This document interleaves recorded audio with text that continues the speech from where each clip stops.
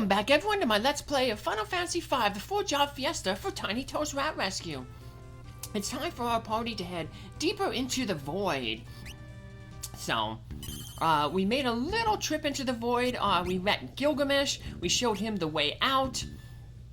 And now it's time for us to head deeper into the void. We followed Gilgamesh out the void just to make a quick save. But we're gonna make a dive deep into the void, deep enough that we'll actually get to a save point at the void. I didn't want to try that in the last episode. One, I was running out of time, and two, in order to get to the save point in the void, we have to defeat a boss. So it's the last of those minions that Exdeath unsealed when he opened up the void. So, alright, here we are, back in the void. It's time to head on to that platform where Gilgamesh was. Those platforms basically just warp us around the void. The void is a pretty small area. It's just pretty much a one-way track, so you're not gonna really get lost. It's not a maze or anything like that. It's other than looking like crystal, which is standard for Final Fantasy final areas. Nothing too particularly interesting about this area. So, got a new enemy here, Gilgamesh. They are weak against level 3 flare. So, put that to use here. Take care of them. Shouldn't be too hard. Yeah, like I said in the last episode, enemies in the void do not give any experience. They give a lot of ability points though, but no experience. So, if you're looking to level grind, don't want to do it in the void. I'm running low on some potions and stuff, but like I said, the void is very short, so we'll have enough to power our way through. So we'll have to leave the void and the interdimensional rift when we want to take on the optional super bosses, but we'll probably do some level grind in there to get more powerful to fight them. Now, speaking of optional super bosses, that treasure chest there, we don't want to open that, because that contains the Ragnarok sword, but in order to get the Ragnarok sword, you have to defeat Shin Ryu, the dragon god. We're not really set up to fight him yet, so we will come back later, though, to try to take him on, so. These mind flayers. They were wizards in the first Final Fantasy, because apparently they were afraid. I heard they were afraid of copyright with Dungeons and Dragons. So they made the mind flayers called wizards. Just called them generic wizards. You had to fight up to 4 of them, 2 to 4 of them, to get the crown for Astos. In the Marsh Cave, that was a really tough dungeon. It was long and lots of tough enemies, and a lot of them poisoned you. And there were a lot of enemies that were strong against physical attacks, so you had to waste magic on them. I think they were like I don't know if they were scum or oozes. It's been a while since I played that game, but I'll probably be playing that game after I finish this Fiesta up. We're going through it twice. The first time will be with Marty, the Red Mage, Milo, the Black Wizard, Wibbly, the Black Belt, and Fibs, the White Mage. And they will not be class changing. And then I'm going to go through with the other 2 classes that I hadn't used in that first playthrough. The 2 fighters and 2 thieves. And they'll be named Bert, Bees, Chip, and Nick. For Marty Mousehouse, the founder, Sarah Hunt, those are her boys, her current boys right now. And her first rat was Marty, and her next 3 were Mila, Wibbly, and Fib. So I did a playthrough with them before, but like I said, I lost all those videos on my YouTube account, so I'm just gonna replay them. So Final Fantasy was a pretty fun game, so I like the NES ones. They have a certain charm to them. So, alright, now straight up ahead, that is where Exdeath is. We're gonna head to this green light first. This light. I won't give it to you. Uh-oh. And it is Necrophobe and the barriers. Ha ha ha, with these barriers, I've achieved invincibility. Do you really believe you can defeat me? So, first thing we have to do is we have to take out the barriers. So what the barriers will do is, on their first turn, they will have a 2/3 chance to cast Flare, a 1/3 chance to cast Holy, and they cast it on themselves, and then they bounce it back onto you. See what they're doing there? Second turn, they have an equal 1/3 chance to cast either Fire 3, Bolt 3, or Ice 3, and then third turn is the same as the first turn. No, I mean, the third turn is 2/3 chance to cast Holy and 1/3 chance to cast Flare, and the fourth turn is the one that's the same as the second turn, and then it just repeats back to the first turn again. So basically, you're looking at first turn Holy and Flares, second turn Fire 3, Bolt 3, or Ice 3. Third turn Holy Flares with more chance of Holies. And then fourth turn is the Fire, Ice, and Bolt 3 again, so luckily, as long as they don't, like, really target the same person, should be okay. Heal up with a White Wind. I think the most annoying part here is, we really want to, whatchamacallit, use the, X-Fight, but X-Fight you can't really target, so, it will be, like I said, we can't really concentrate our firepower on one particular barrier. And as long as the barriers are up, like Necrophobe said, he's invincible. So, as you saw, we got our, we got our big guard up, and that'll help because it casts, like I said, Shell, and Shell will help reduce the damage from magic by half, so. Now, Wall Wings would not help in this fight because they're bouncing the spells off themselves. So, Krile is actually doing pretty good. She's actually targeting a lot of the barriers. So,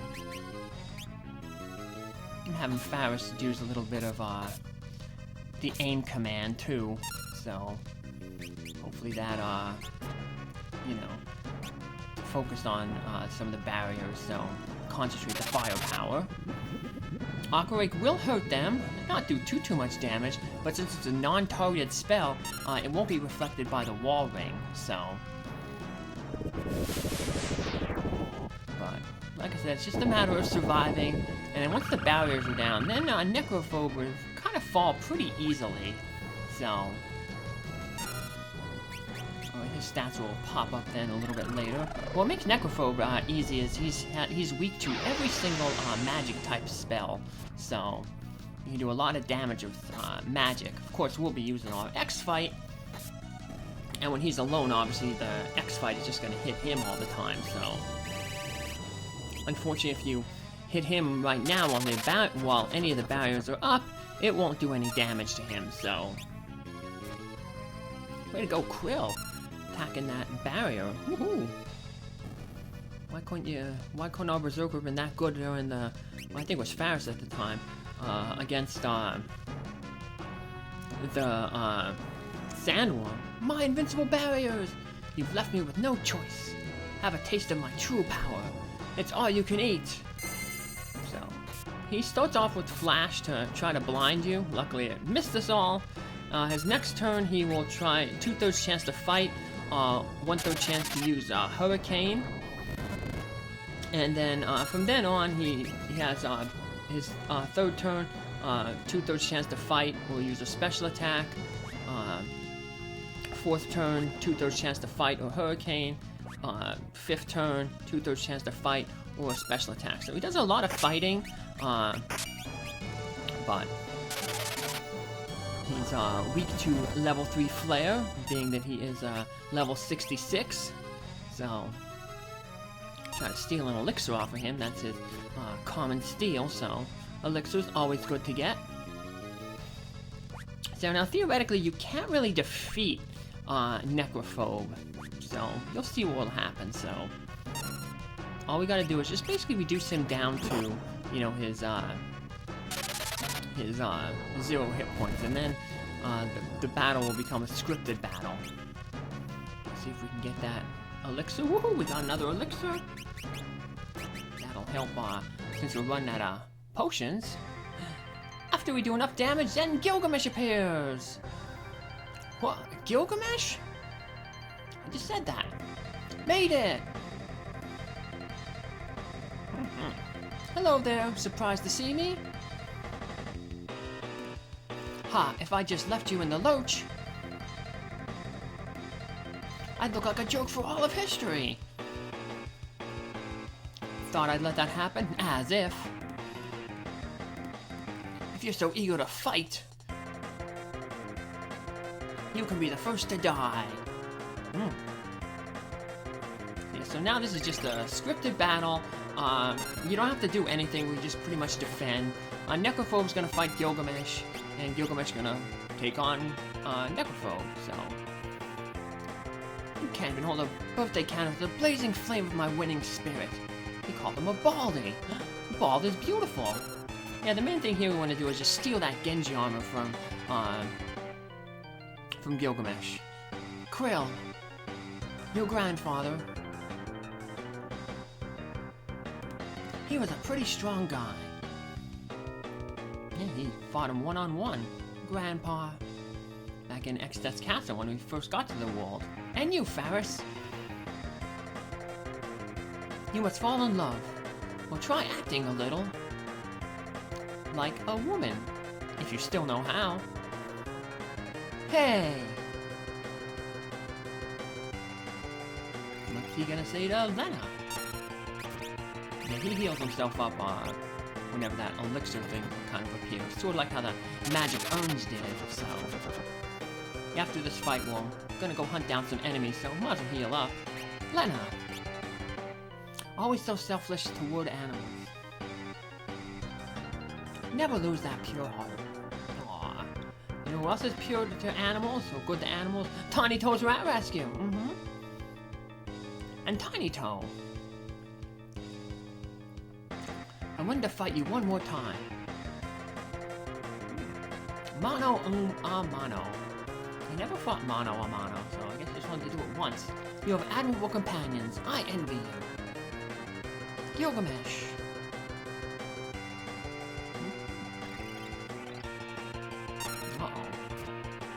Well, stop hitting Gilgamesh. That doesn't matter. You can't deal enough damage to Gilgamesh to defeat him. Like I said, he's gonna keep healing himself and can't hurt Necrophobe. He's like, enough of this! He cast a powerful flare spell on Gilgamesh. Ha! Gilgamesh is just gonna laugh it off. Snorts like a piggy. I believe that's my line. And then Gilgamesh just explodes and takes Necrophobe out. He didn't need to sacrifice himself like that. But I guess Gilgamesh, he'll make appearances in, you know, future Final Fantasy, so I don't know if it's the same Gilgamesh, so... But Gilgamesh is a recurring character in the future Final Fantasy games, so... TnyToe got blinded. I didn't think anybody got blinded by that flash spell. I guess I did. We have a few more new enemies that we want to encounter before we make our final save. So let's go get them and fill out our bestiary. After this, the only enemies we'll need to fight will be Exdeath, Shinryu, and the Omega. So we have the Crystal down there. It only has 3 hit points, but it has really good evasion, so something like the aim command would be really good for attacking it. So, now the Necromancer is that guy in the front there. We stole some holy water. We really want to get some bone mail off of him, so probably want to steal 2 more bone mails off of him. So that way, most of our characters can have bone mail when we fight Omega. Because Omega uses that encircle ability that can remove a character from battle, and if your character gets what can prevent that from happening is wearing the bone mail. So, and the bone mail, the unfortunate thing, you know, if they can't heal with it, you know, with normal white magic, that's not really much of an issue because we'll have White Wind. So, White Wind doesn't care about, you know, the bone mail. So, alrighty, Just got one more new enemy to encounter here. And it's the mover enemy, and it gives the most AP out of any enemy in the game. There we go. They come in groups of 3 here. You have to kind of defeat them pretty quickly, because they'll eventually run away. And they can also kind of revive each other.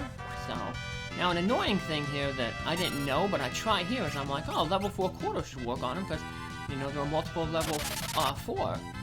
But, unfortunately, it doesn't do anything to them. So, yeah, you just gotta take them out the normal way with damage. So Lenna, she can cast the emission spell. They are weak to fire, so that might do a little bit of damage.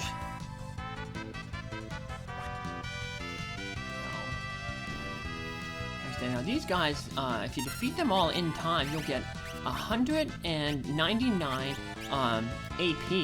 That's enough to master a few jobs. The Geomancer and